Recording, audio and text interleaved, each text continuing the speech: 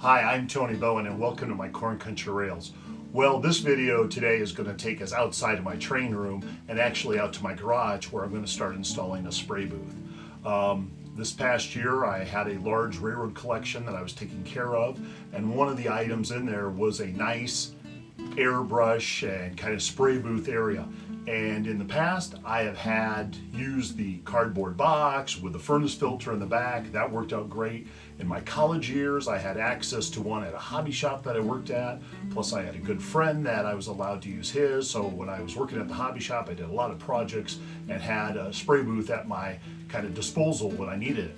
So when one came around in this collection, I kind of thought, I really would like to have that because there's a lot of things that I could see myself getting back into that I basically have put off because I didn't have the area for it. So in my current train room, I really don't have a spot for a spray booth, and the whole idea of venting it outside of my basement just would have some logistical issues. I've never been real keen on the whole idea of putting it close to like my furnace and water heater room. That whole idea just kind of scares me. So I thought, I do most of my painting usually out in the garage in those summer months when it's nice. And a lot of times then those items are cured. And then in the fall and the winter when I can't airbrush or spray them, then I can be working on them. So really, there'd be no change having this spray booth out in my garage. So I'm gonna show you how I'm gonna hook it up and then hopefully start doing some projects and putting that spray booth to good use. So I hope you'll stick with me as I kind of complete this spray booth project for my use here at home. It kind of sits right now. It's been in my garage since fall. It has this nice stand. So second shelf, I'm just utilizing it to put some of my extra tools on.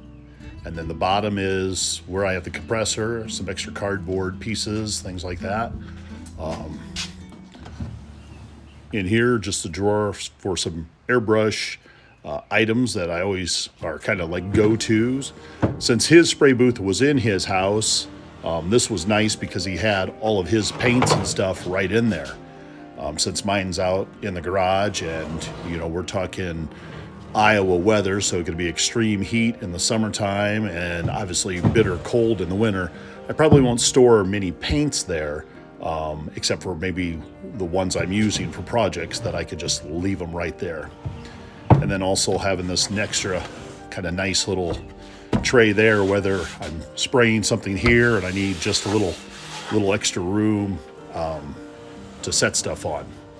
And then as always, kind of the makeshift hooks of things you might, if you're hanging items, or looks like, some that were over here for putting the airbrush on if he was using multiple airbrushes and that. And then off to the side, it does have a light inside the booth, which is great. On and off for the fan. And that's one of the things that I'm going to be working on today is right now it is just exhausting in my garage, and that is certainly not something I want to have. And then it has kind of a kill switch on and off for the compressor, and so the compressor is plugged into it and then has a hole drilled down at the bottom for the compressor when I'm using it in that. So that's kind of what I'm going to be working on today, is getting this ready to be used in my garage. And so of course it required a trip to the hardware store, which that's always a fun thing too. And I have a fun story about my trip to the hardware store as well. So I head down to Menards where I get a lot of my hardware stuff. I know I want a vent to go outside, vent all the fumes away from the spray booth. I get the flexible hosing that I need to take from the spray booth out, a couple hose clamps, and then I wanted a new furnace filter to go in the spray booth. Get all my supplies and I hear a shout from somebody, Hey, you! I know you! I watch your Corn Country Rails YouTube channel. I love it. I watch it as I'm building my railroad. I think I made this guy's day, but honestly, him calling me out actually made my day. So the big thing to get started is to move some of my stuff out of my way so that I can make this job a whole lot easier and a whole lot faster.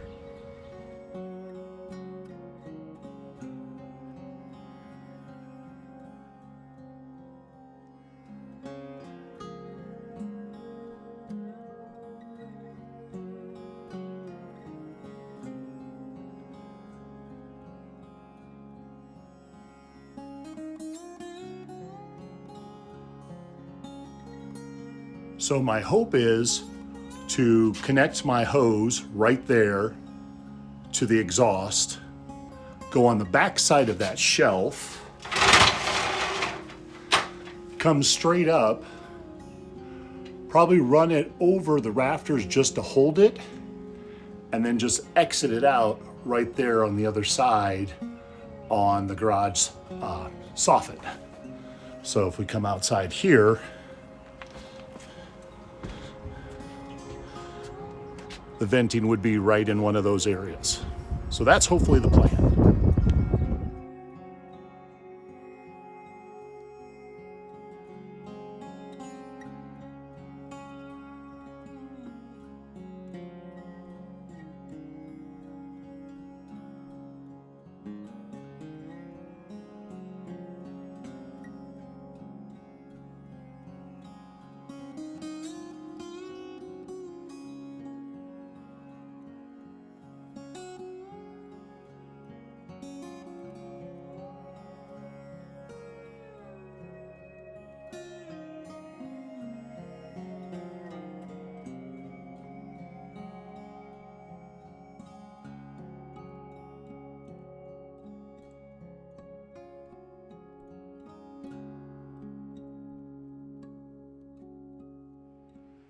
All right, so far that might have been the easiest part. So ran the hose down to it, wrapped it with some of this tape that is made specially for kind of duct work and that, just for a little extra security, and then I put the hose clamp on. So now the rest of the hose is up there, and I think I'm actually going to take it up above the rafters and then exit out right up there. So that way, when I put other things up on that shelf, I don't have to worry about the boxes, my camping supplies, things that I had up there, possibly crushing that hose.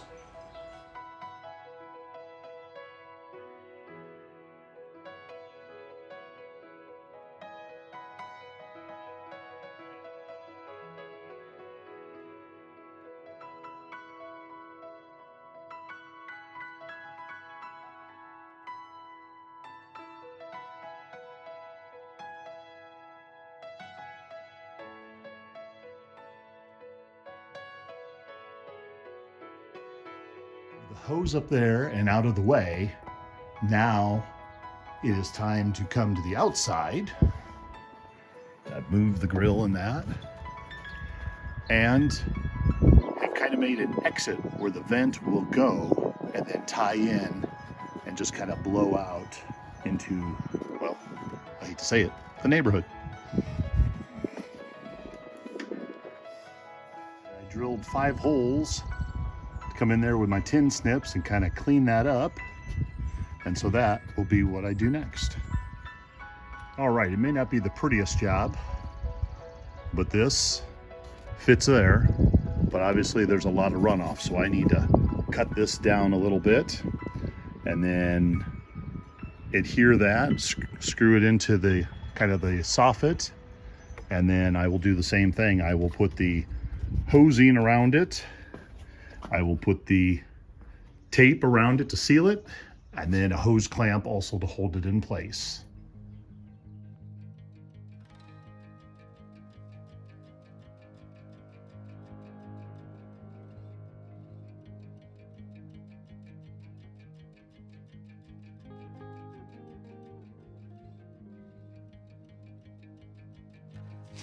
So I was close. I had about 2.5 inches, well, probably 2 inches still take off.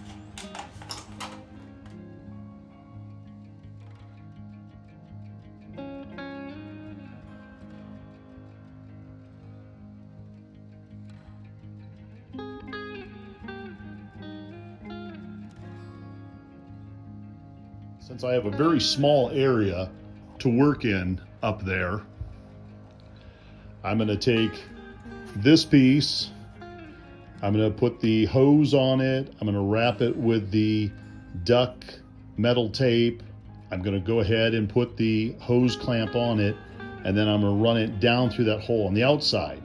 I'm going to make sure then it snaps into this on the outside, and then I'll push it back up to the soffit to fasten it in, because as you can imagine, there's not a lot of room in that kind of awkward triangular spot up there. And so I'm gonna kind of just cut off the portion of the hose I don't need, because I only need probably about a foot of it, so I have some extra hose left over, which that's fine. And then I hopefully will be able to put stuff back and give this a try.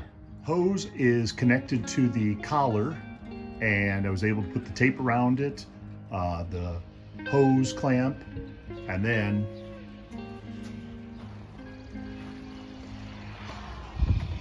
I have it coming out through here. So I will put the white collar vent on it and push it back up into the soffit, and then affix the white vent to the soffit so it's permanent. I may also try to put a little that metal tape around there. I notice I have a little gap there in the back, but that's okay.